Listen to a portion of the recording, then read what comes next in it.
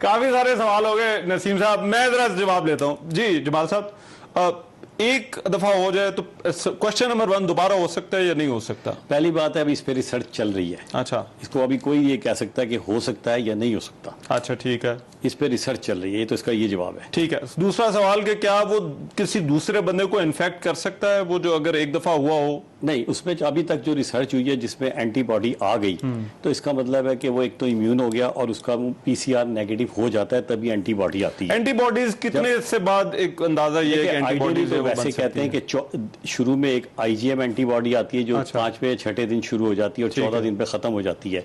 दूसरी एंटीबॉडी जिसे हम आईजीजी कहते हैं वो 14 दिन के बाद शुरू होती है और फिर वो लाइफ लॉन्ग रहती है। और जो भी वायरस होता है अमूमन, अभी इस पे रिसर्च तो हो रही है। अच्छा। इसीलिए मैंने आपको कहा कि 25वें दिन पे जाके लेवल इतना आ जाता है कि उसका एंटीबॉडी टेस्ट हो सकता है। तो अच्छा। जिसको एंटीबॉडी हो गया वो दूसरे को नहीं लगाएगा। तो 25 दिन बाद आप एंटीबॉडी टेस्ट करवा सकते हैं। Day of symptoms. उन्होंने पूछा प्लाज्मा डोनेशन जी, कि प्लाज्मा डोनेशन कितने अरसे बाद जो है वो की जा सकती है? फिर एक जो मरीज रिकवर्ड मरीज वो होता है, जिसका एंटीबॉडी जो है हाँ पॉजिटिव आ जाए, अच्छा। जिसके 2 पीसीआर नेगेटिव हो जाएं और जिसमें हेपेटाइटिस सी, हेपेटाइटिस बी और एचआईवी नेगेटिव हो, वो बंदा आराम से दे सकता है। और ये डॉक्टर सलमान शाहिद साहब, ये आप भी इसका जवाब दे सकते हैं।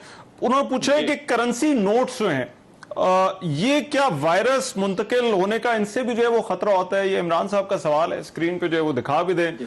और डॉक्टर सलमान साहब, करेंसी नोट्स जो हैं इनकी वजह से भी हो सकता है?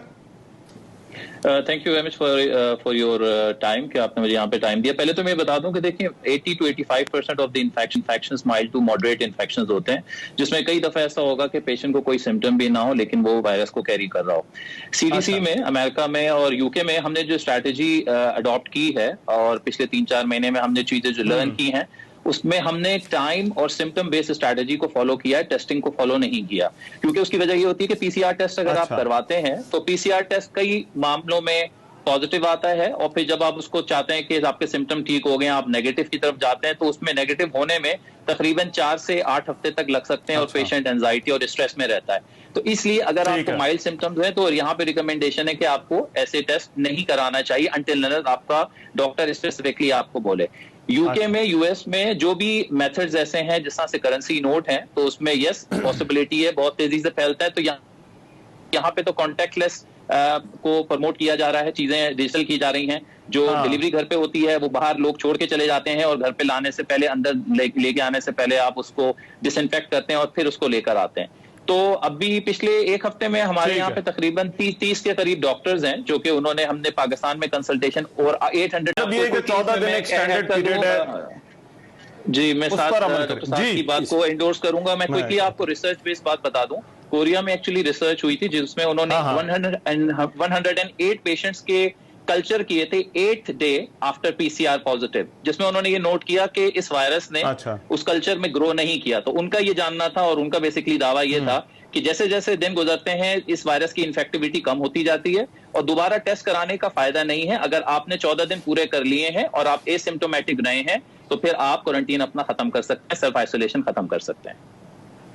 अच्छा ठीक है, आप कुछ कहना चाह रहे थे कि कॉलर भी हैं। एक तो ये कि जो सिंगापुर की बात की है उसमें यह है कि 10 दिन के बाद 0% चांस है कि वो बंदा दूसरे को लगा सकता है। अच्छा, और अभी आपने डॉक्टर सलमान साहब की बात सुनी कि वो जो मैं तो अपने पेशेंट जो आ रहे हैं आप ये कह रहे हैं कि 10 दिन के बाद जो है अगर पेशेंट सिम्टम किसी को इन्फेक्ट करने की सलाहियत, थोड़ी सी आप बहुत जरूरी सवाल है ये कि अगर एक पेशेंट सिम्टम फ्री हो गया 2-3 दिन के बाद तो 14 दिन के बाद एक तो क्वारंटाइन खत्म कर दे। अच्छा। जैसे सर ने कहा कि बाज़ औक़ात 1 महीना तक ले सकता है पीसीआर।